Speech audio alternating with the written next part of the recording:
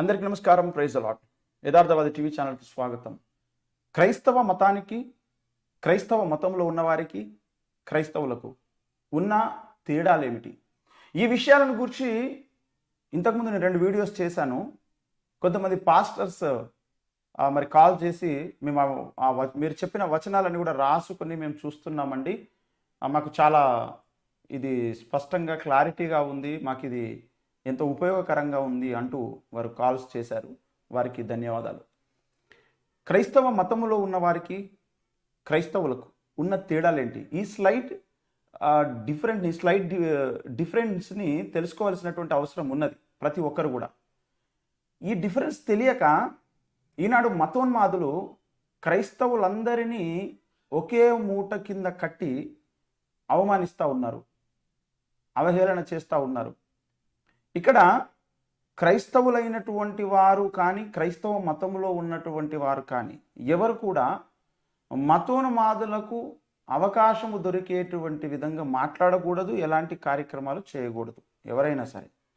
అయితే మరి వీరిద్దరు ఏమన్నా శత్రువులు అంటే శత్రువులు ఎవరు కాదు. క్రైస్తవ మతంలో ఉన్న మతస్థులు కావచ్చు, లేదా క్రైస్తవులు కావచ్చు, ఈ ఇరువురు కూడా ఎవరు శత్రువులు కాదు. కానీ కొన్ని విషయాలు కొందరికి ఒక విధంగా అర్థమయ్యాయి, కొన్ని విషయాలు ఒకరికి ఇంకొక విధంగా అర్థమవుతాయి. అంటే క్రైస్తవ మతంలో ఉన్న వారికి ఒక విధంగా అర్థమైంది బైబిల్, లేదా వారు కొన్ని వచనాలు తీసుకొని కొన్ని విషయాలను ఒక విధంగా అర్థం చేసుకున్నారు, క్రైస్తవులు ఇంకొక విధంగా అర్థం చేసుకున్నారు. ఈ డిఫరెన్స్ని బట్టే ఈ యొక్క తేడాలు, అంతే తప్ప వీరు శత్రువులని కాదు. ఈ విషయాన్ని అర్థం చేసుకొని మతములో కాదు ఉండాల్సింది, క్రీస్తు మార్గంలో ఉండాలి. క్రీస్తు మార్గంలో క్రైస్తవులు మాత్రమే ఉండగలరు. ఈ విషయాన్ని నేను చెప్పదలుచుకున్నాను. అంతే తప్ప ఎవరినో బాధ పెట్టడానికి, ఇబ్బంది పెట్టడానికి, గాయపరచడానికి, రెచ్చగొట్టడానికి కానే కాదు.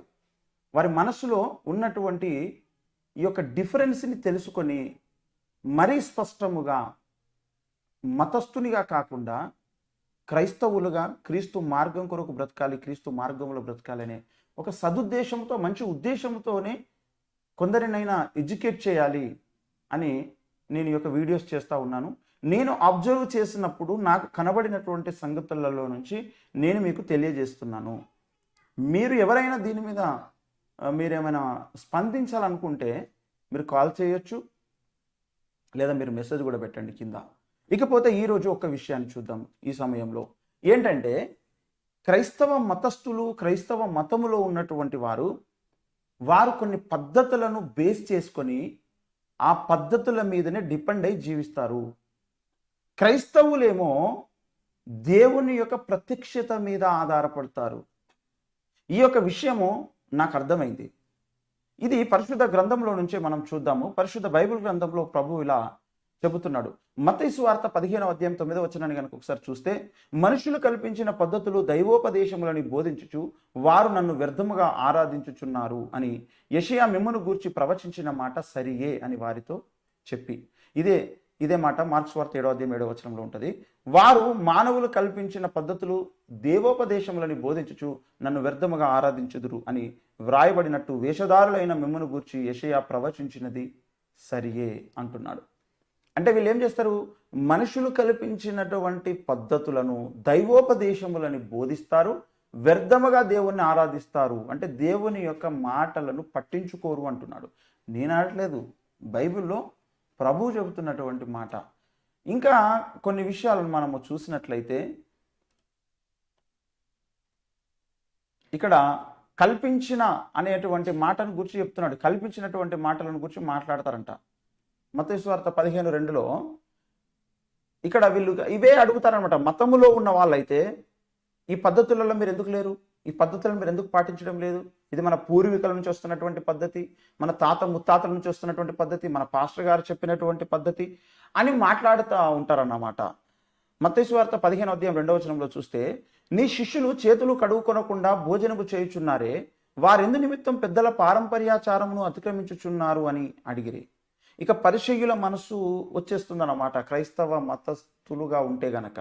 ఎందుకంటే పాస్టర్ గారు ఇలా చెప్పారు, మన పెద్ద పాస్టర్ గారు అలా చెప్పారు, వాళ్ళు ఇలా చెప్పారు, వీళ్ళు అలా చెప్పారు అని అంటారే తప్ప లేఖనమేమి చెప్పుచున్నది అనరు. ఇదే క్రైస్తవులకు, క్రైస్తవ మతస్థులకు ఉన్నటువంటి భేదం. ఏమండి? మత్తయి సువార్త 15వ అధ్యాయం 3వ వచనంలో చూస్తే, అందుకు ఆయన మీరును మీ పారంపర్యాచారము నిమిత్తమై దేవుని ఆజ్ఞను ఎందుకు అతిక్రమించుచున్నారు? ఏమంటున్నాడు ప్రభు? మీరు మీ పారంపర్యాచారము నిమిత్తమై దేవుని ఆజ్ఞను ఎందుకు అతిక్రమిస్తున్నారు? అంటే వారు కొన్ని మనుషులు కల్పించినటువంటి పద్ధతులు, పెద్దలు చెప్పిన పద్ధతులను ఏర్పాటు చేసుకొని ఆ పద్ధతులను పాటించాలి అని తీర్మానించుకున్నారు. అదే వాళ్ళ యొక్క పిల్లలకు అందరికీ నేర్పిస్తూ వస్తూ ఉన్నారన్నమాట. అది పాటించకపోయేసరికి ఎవరైనా ఒకరు ఎందుకు మీరు ఇది పాటించట్లేదని వాళ్ళు ప్రశ్నిస్తారు. దానికి ప్రభు అంటున్నాడు ఏంటంటే, మీరు దేవుని ఆజ్ఞను ఎందుకు అతిక్రమిస్తున్నారు?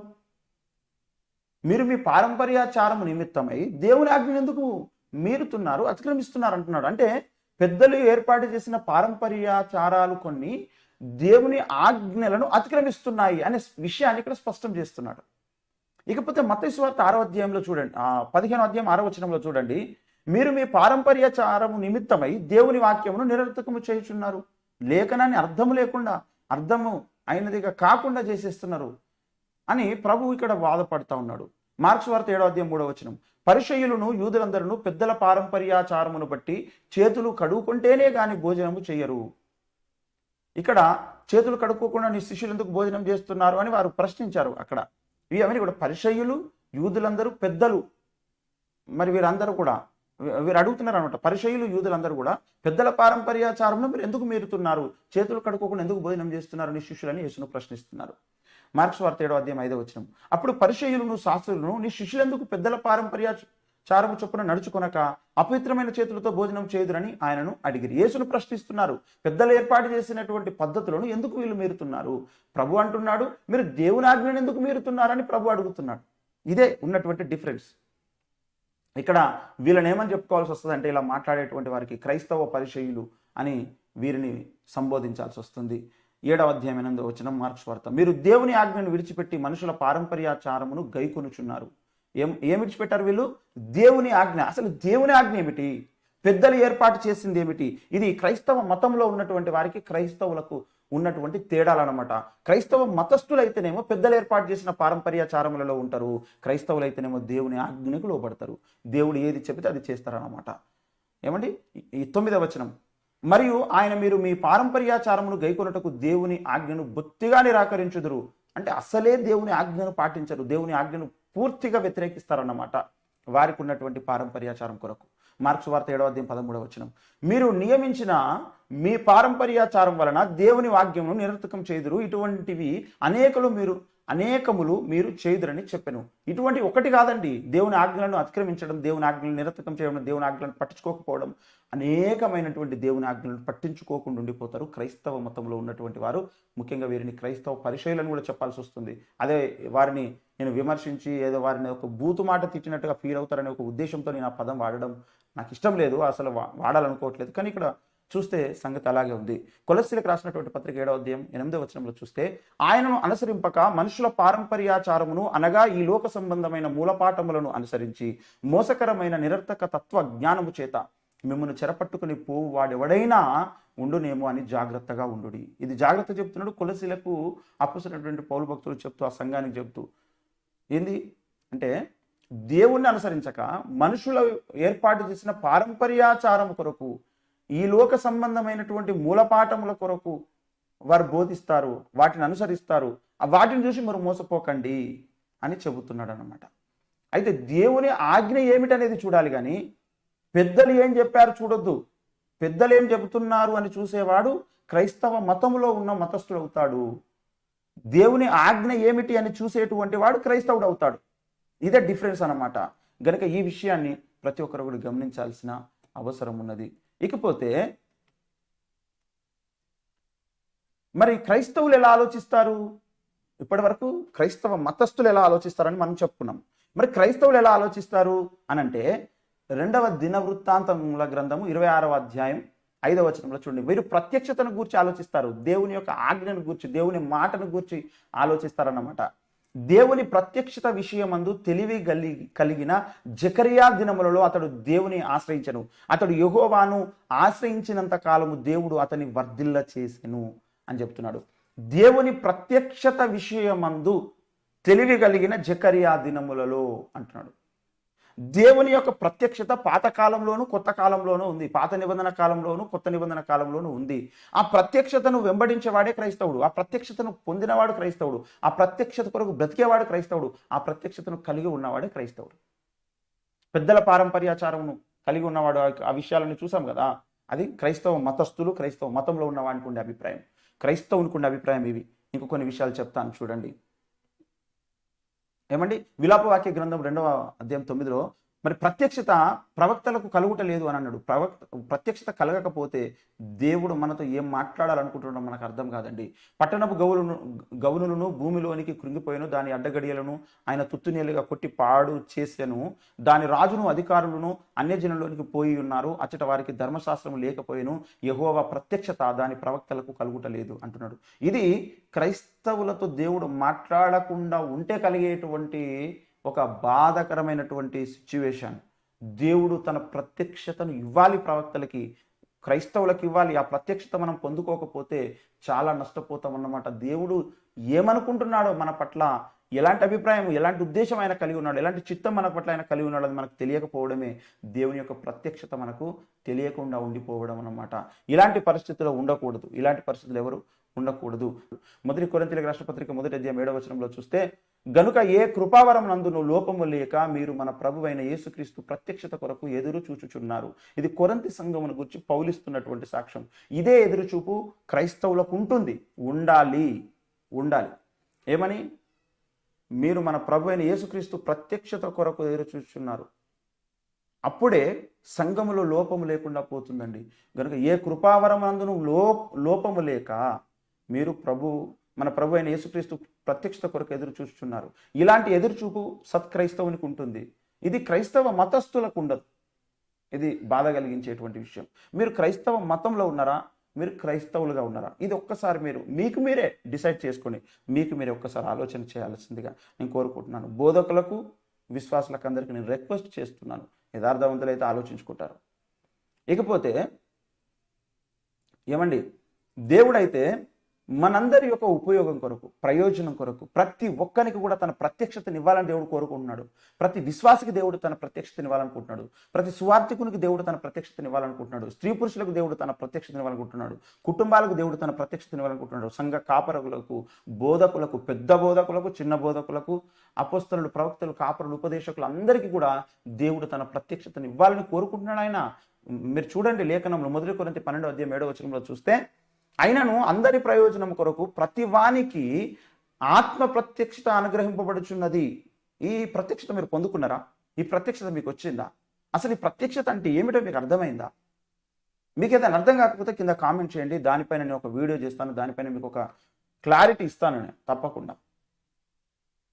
అయితే ఇక్కడ అందరి ప్రయోజనము కొరకు ప్రతి వానికి ఎవరు కలిగిస్తున్నారు? ఈ యొక్క ప్రత్యక్షతను అంటే ఆత్మ దేవుడు కలిగిస్తున్నాడు. పరిశుద్ధాత్ముడు ఆత్మ ప్రత్యక్షతను కలిగిస్తున్నాడు. ఇది అందరికీ అనుగ్రహిస్తున్నాడు ఆయన. ఇది పొందుకున్న వాళ్ళు ధన్యులు. నేను పొందుకున్నాను. నేను ఇట్టి ప్రత్యక్షతను పొందుకున్నాను కనుక నేను ధైర్యంగా చెప్పగలను. ఇంకా ఏదైనా నేను పొందుకోకపోతే దేవుడు తప్పకుండా నాకు అట్టి ప్రత్యక్షతను తెలియజేస్తాడు. ఆయన స్పష్టతను నాకు ఇస్తాడు. కన్ఫ్యూజన్ లేకుండా నేను ఉండగలుగుతాను. అలాంటి కృప తప్పక దేవుడు నాకు అనుగ్రహిస్తాడు అని నేను నమ్ముతున్నాను. ఇది మీరు నేనేదో హెచ్చించుకుంటున్నానని మీరు అనుకోకండి, విషయం చెబుతున్నాను. ఇకపోతే అపోస్తలుడైనటువంటి పౌలు భక్తుడు కూడా ఈ మాట అంటాడు. ఏమంటాడంటే, నేను పెద్దల పారంపర్యాచారమును బట్టి దేవుని సేవ చేసిన అనడు. అపోస్తలుడైన పౌలు భక్తుడు ఆయన ఏమంటాడంటే, దేవుడు నాకు అనుగ్రహించిన ప్రత్యక్షత ద్వారా, ప్రత్యక్షతను బట్టి నేను దేవుని పనిని చేశాను. అట్టి ప్రత్యక్షతను గూర్చే నేను మాట్లాడుతాను అంటాడు. పెద్దల పారంపర్యాచారం గురించి మాట్లాడతాను అన్నాడు ఆయన. దేవుడు నాకు అనుగ్రహించిన ప్రత్యక్షతను గురించి నేను చెప్తా, దాని గురించి నేను మాట్లాడతాను అంటాడు. మీరు 2వ కొరింథీయులకు రాసిన పత్రిక 12వ అధ్యాయము 7వ వచనంలో చూస్తే, అతిశయపడుట నాకు తగుదు గాని అతిశయపడవలసి వచ్చినది. ప్రభు దర్శనములను గూర్చి ప్రత్యక్షతలను గూర్చి చెప్పుదును అంటున్నాడు. దేవుడు పౌలు భక్తునికి ఇచ్చినటువంటి ప్రత్యక్షతలను బట్టి నేను అతిశయించాల్సి వస్తుంది అంటున్నాడు. అన్ని ప్రత్యక్షతలు ఇచ్చాడు పౌలు భక్తునికి. అందుకే ఆయన పరిశుద్ధ బైబిల్ గ్రంథంలో కొత్త నిబంధనలు 27 గ్రంథాలలో ఆయన 14 పత్రికలు రాయగలిగాడు.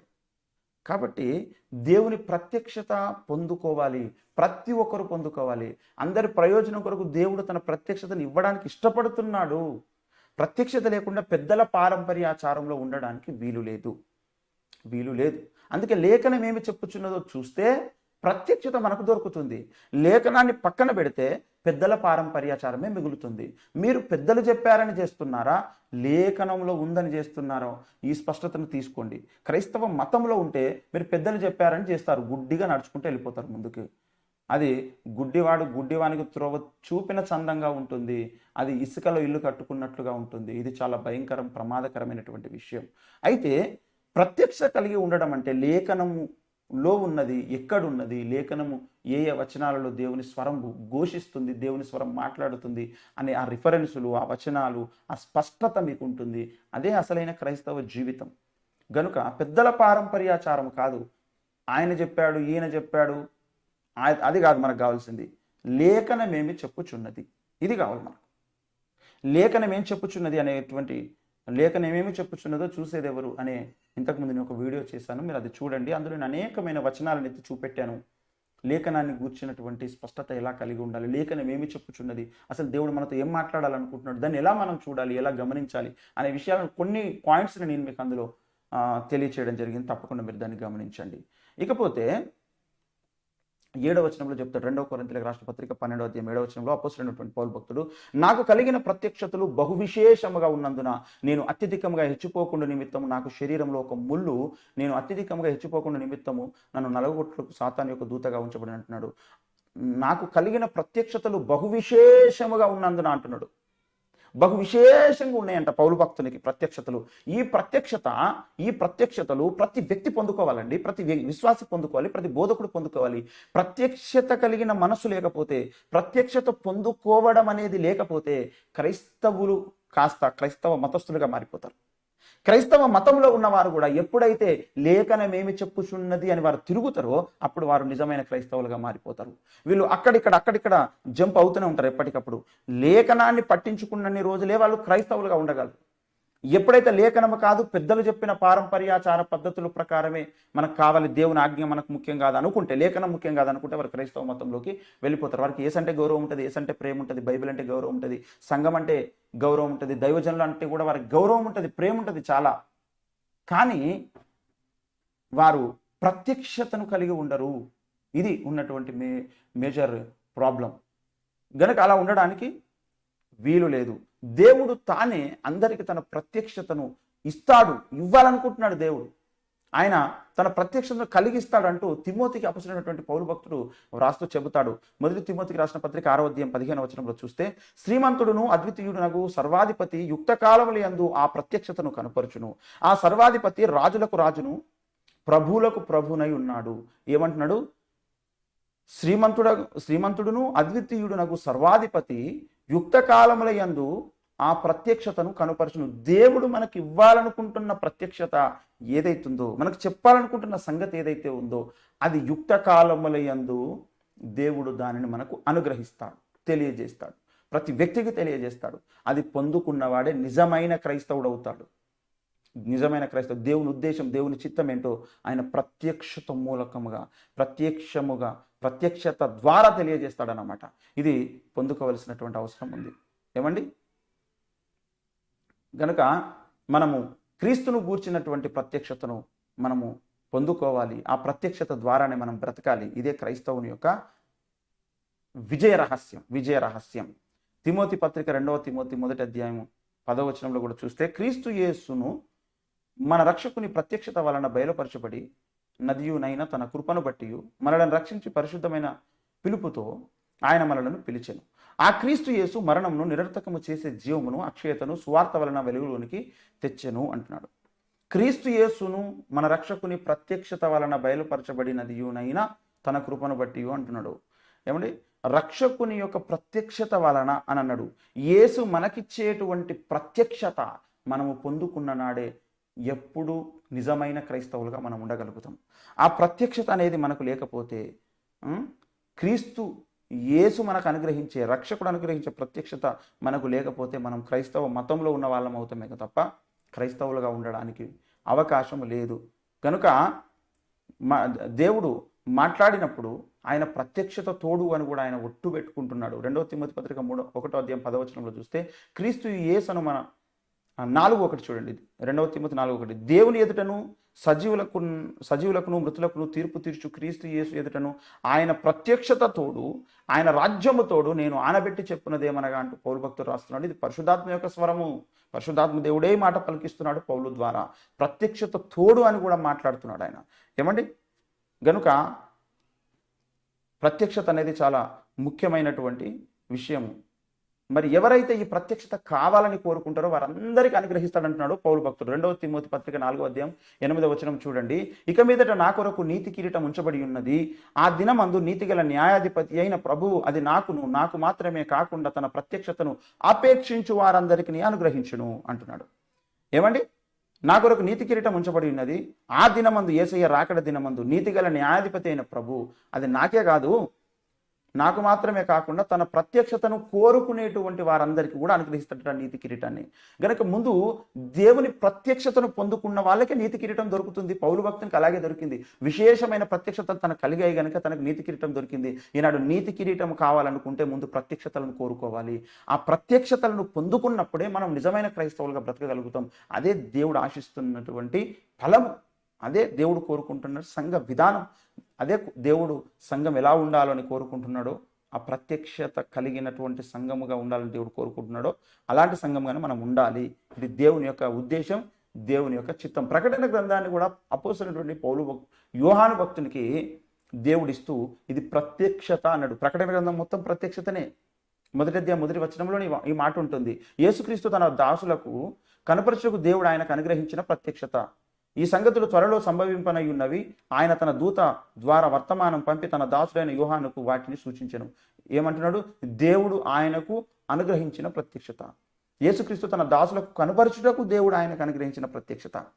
ఈ ప్రత్యక్షతను మనం పొందాలి. వారే క్రైస్తవులు. ప్రత్యక్షత లేనటువంటి విశ్వాసులు కానీ, బోధకులు కానీ, వారు పెద్ద బోధకులు కానీ, పెద్ద సంఘాలు కానీ, పెద్ద చర్చిలు కానీ, పేరుగాంచిన వాళ్ళు కానీ, ఎన్నో భాషలు మాట్లాడిన వాళ్ళు కానీ, ఎన్నెన్న వారు పాటలు పాడగలిగి, చక్కగా ఆరాధన చేయగలిగి, చక్కని మరి దాన ధర్మాలు చేయగలిగి, పుణ్యకార్యాలు చేయగలిగి, స్వస్థతలు చేయగలిగినా, ఎన్నెన్న వారు వరములు కలిగి ఉన్నా సరే ప్రత్యక్షత కలిగిన వారై ఉండాలి. ప్రత్యక్షత కలిగి లేకపోతే సంఘం నష్టపోతారు, బోధకులు నష్టపోతారు, విశ్వాసులు నష్టపోతారు. రేపు తీర్పు దినమున ఘోరమైనటువంటి నష్టాన్ని వారు అనుభవించాల్సి వస్తుంది. అక్కడ సిగ్గుపడాల్సి వస్తుంది తీర్పు దినం రోజు. ఏమంటే కొరింథీ సంఘము వారు ఏ కృపావరమునందును లోపము లేక వారు ప్రభు యొక్క ప్రత్యక్షత కొరకు ఎదురు చూశారు. ఈనాడు చాలా మందికి రకరకాల కృపావరాలు ఉన్నాయండి. పాటలు పాడే వరం ఉంది, ఆరాధన చేసే వరం ఉంది, కొందరికి దాన ధర్మాలు చేసే వరం ఉంది, కొందరిని ప్రభుత్వాలు నడిపించేటువంటి వరం ఉంది, అధికారము జరిగించేటువంటి వరం ఉంది. కొందరు క్వాయి లీడర్స్గా ఉన్నారు, కొన్ని గొప్ప గొప్ప సంఘాలు కట్టారు. దేవుడిచ్చిన కృపావరాలే కొందరికి ఉన్నాయి, కానీ ప్రత్యక్షత లేకపోవచ్చు. కొరింథీ సంఘము ఏ కృపావరం నందు లోపము లేని సంఘము. కానీ వాళ్ళు కోరుకున్నది ఏమిటో తెలుసా? దేవుని ప్రత్యక్షత కొరకు ఎదురు చూశారు. ఆ ప్రత్యక్షత ప్రతి ఒక్కరు కూడా పొందుకోవలసినటువంటి అవసరము ఉన్నది. ఆ ప్రత్యక్షత పొందుకోవాలండి. వరములుంటే సరిపోదు, ప్రత్యక్షత కావాలి. ప్రత్యక్షత కలిగిన మనస్సు ఉండాలన్నాడు ఎఫెసీయులకు రాసిన పత్రిక 1వ అధ్యాయం 19వ వచనంలో, మన ప్రభు అయిన యేసుక్రీస్తు యొక్క దేవుడైన మహిమ స్వరూపియగు తండ్రి తన్ను తెలుసుకొనుట యందు మీకు జ్ఞానమును ప్రత్యక్షతను గల మనస్సు అనుగ్రహించుకున్నట్లు నేను నా ప్రార్థనల యందు మిమ్మల్ని గురించి విజ్ఞాపన చేయుచున్నాను. ఏమంటున్నాడు? ప్రత్యక్షత కలిగినటువంటి మనస్సు దేవుడు మనకి ఇవ్వాలని కోరుకుంటున్నాడు. ప్రత్యక్షత అంటే ఏమిటి? ప్రత్యక్షత కలిగిన మనస్సు అంటే ఏమిటి? ఆ ప్రత్యక్షతను ఎలా కలిగి ఉండాలి, ఎలా తెలుసుకోవాలి? అందులోనే దేవుని చిత్తం, దేవుని ఉద్దేశం, దేవుని ప్రణాళిక అంతా తెలుస్తుంది. దేవుని ప్రత్యక్షతలోనే తెలుస్తుంది. ఆ ప్రత్యక్షతను పొందుకోవాలండి. వరాలుంటే సరిపోవు. ఈనాడు చాలా మందికి ఆయనకి ఈ వరం ఉంది, ఈయనకి ఈ వరం ఉంది, ఈయన కృపావాక్యం బాగా చెప్తాడు, ప్రేమవాక్యం బాగా చెప్తాడు, ఈయన దాన ధర్మాలు బాగా చేస్తాడు, ఈయన చాలా డబ్బులు ఖర్చు పెడతాడు, ఈయన పెద్ద సంఘాలు కడతాడు, ఈయన చాలా చక్కగా పాడతాడు, ఈయన చక్కగా ఆరాధన చేస్తాడు. ఇవి కాదండి కావలసినవి. అవి అవసరమే, కానీ అదే అల్టిమేట్ కాదు. అల్టిమేట్ ఏంటిదంటే రెవల్యూషన్. అల్టిమేట్ ఏంటంటే ఇక్కడ ఉన్నటువంటి ప్రత్యక్షత. ఆ ప్రత్యక్షత అనేది ప్రతి విశ్వాసి, ప్రతి బోధకుడు పొందుకున్నప్పుడే నిజమైన క్రైస్తవులుగా బ్రతుకుతారు. అలా ప్రత్యక్షతను గనక పొందుకోలేకపోతే వారు పెద్దల పారంపర్యాచారము ప్రకారము నడుస్తున్నటువంటి క్రైస్తవ పరిచర్యల లెక్కలోకి వస్తారు. దేవుని దృష్టిలో ఇది. మీరు పెద్దల పారంపర్యాచారమును బట్టి మాట్లాడుచున్నారు కానీ దేవుని యొక్క ఆజ్ఞను నిరర్థకం చేయుచున్నారు, దేవుని యొక్క ఆజ్ఞను మీరు పాటించడం లేదు అని అన్నాడు ప్రభు. పెద్దల పారంపర్యాచారాలు లేఖనానుసారముగా ఉండవు, లేఖనాన్ని పట్టించుకో, ప్రత్యక్షతను అనుసరించి ఉండవు. గనుక ఈ విషయంలో అందరికి అర్థమైందని నేను అనుకుంటున్నాను. క్రైస్తవ మతస్థులకు క్రైస్తవులకు ఉండేటువంటి స్లైట్ ఈ యొక్క డిఫరెన్స్ని జ్ఞాపకం చేస్తున్నాను. ఇది తెలుసుకోండి, ఈ డిఫరెన్స్ని అర్థం చేసుకోండి, ఈ తేడాను అర్థం చేసుకోండి. అందరూ క్రైస్తవులు, అందరి ఇళ్ళ మీద సిలువ ఉన్నంత మాత్రాన, అందరి ఇంట్లో బైబిల్ ఉన్నంత మాత్రాన, అందరు రెగ్యులర్గా చర్చికి వెళ్ళినంత మాత్రాన, కొన్ని వరాలు కలిగినంత మాత్రాన వారు సంపూర్ణ క్రైస్తవులు కాదు. క్రైస్తవుడు అంటే దేవుని ప్రత్యక్షత పొందుకొని దేవుని యొక్క ఆజ్ఞకు లేఖనానుసారమైనటువంటి బోధకు, లేఖన సారాంశానికి కట్టుబడిన వాడు. లేఖన సారాంశమే ప్రత్యక్షత. 119వ కీర్తన 160లో నీ వాక్య సారాంశమే సత్యము అన్నాడు. ఆ సత్యము మనకు కలగడమే, ఆ సత్యం మన దగ్గరికి రావడమే, ఆ సత్యం మనకు తెలియడమే అన్ని విషయాలలో ఆ కలిగి ఉండే స్పష్టత పేరే ప్రత్యక్షత. ఆ ప్రత్యక్షత కలిగి ఉన్నవాడే నిజమైన క్రైస్తవుడు అవుతాడు. అలాంటి ప్రత్యక్షత లేకుండా పెద్దల పారంపర్యాచారం ప్రకారం లేఖనం సపోర్ట్ చేయని విషయాలను మాట్లాడేవారు, అందులో ఉన్నటువంటి వారు క్రైస్తవ మతస్థులుగా మాత్రమే ఉండిపోతారు. దేవుడు వారిని గద్దించే అవకాశం ఉంది రేపు న్యాయపీఠం దగ్గర. గనుక మీరు ప్రత్యక్షత కలిగినటువంటి వ్యక్తులుగా ఉంటారా, క్రైస్తవులుగా ఉంటారా, లేదా పెద్దల పారంపర్యాచారము ప్రకారము జీవిస్తున్నటువంటి, లేఖనం ఏం చెబుతుందో తెలియకుండానే బ్రతికేసేటువంటి క్రైస్తవ మతస్థులుగా ఉంటారా? ఇప్పుడు మీరు ఎలా ఉన్నారు? క్రైస్తవ మతస్థులుగా ఉన్నారా లేదా క్రైస్తవులుగా ఉన్నారా? ప్రత్యక్షత పొందిన క్రైస్తవులా లేదా లేఖనాలను కాదనే పెద్దల పారంపర్యాచారం అనుసరించేటువంటి క్రైస్తవులా? మీరు ఎలాంటి క్రైస్తవులు? ఇది ముందు మీకు మీరు డిసైడ్ చేసుకోండి. ముందు మీ మనస్సాక్షి మీకు ఏం చెప్తుంది, మీకు ఎలాంటి స్పష్టత ఉంది మీ పైన, మీకు మీ సంఘము పైన, మీ బోధకుల పైన, మీ విశ్వాసుల పైన ఎలాంటి స్పష్టత ఉందో ముందు ఒక్కసారి ఎవరికి వారు స్వపరీక్ష చేసుకొని ఆలోచించుకోండి. దీని విన్న తర్వాత మీకు ఏమనిపించిందో, మీరు ఎటువైపు ఉన్నారో, మీకు ఎంత క్లారిటీ ఉందో, లేదా ఇంకా మీకు ఏమైనా డౌట్స్ ఉన్నాయో కింద కామెంట్ చేయండి. తర్వాత తప్పకుండా వాటిని నేను చదువుతాను, వాటికి నేను స్పందిస్తాను, వాటికి మీకు సరైనటువంటి సమాధానాలు చెప్తాను. ఇక్కడ నాకు అర్థమైనటువంటి సంగతులు, నేను చూసిన తర్వాత నాకు తెలిసినటువంటి సంగతులు నేను మీ ముందు పెడుతున్నాను. ఒకవేళ ఇది కరెక్ట్ కాదనుకుంటే మీరు కింద కామెంట్ చేయండి. ఎందుకు కరెక్ట్ కాదో సరైన కారణం రాయండి. ఇది నేను ఎవరినో ఉద్దేశించి, ఎవరినో తూలనాడడానికి, ఎవరినో తప్పు పట్టడానికి, ఎవరినో ఎబ్బట్టుగా మాట్లాడడానికి కాదు. అందరు సత్యము తెలుసుకోవాలి అని నాకు అర్థమైనటువంటి సంగతులు నేను మీకు తెలియజేస్తున్నాను. ఇష్టమైన వారే దీనిని యథార్థ హృదయం ఉంటే అంగీకరించండి. ఇష్టం లేనటువంటి వారు మీరు మీ పని మీరు చేసుకోవచ్చు. గనుక ఇంకా కొన్ని విషయాలను భవిష్యత్తులో మనం నెక్స్ట్ వచ్చే వీడియోస్లో చూద్దాం.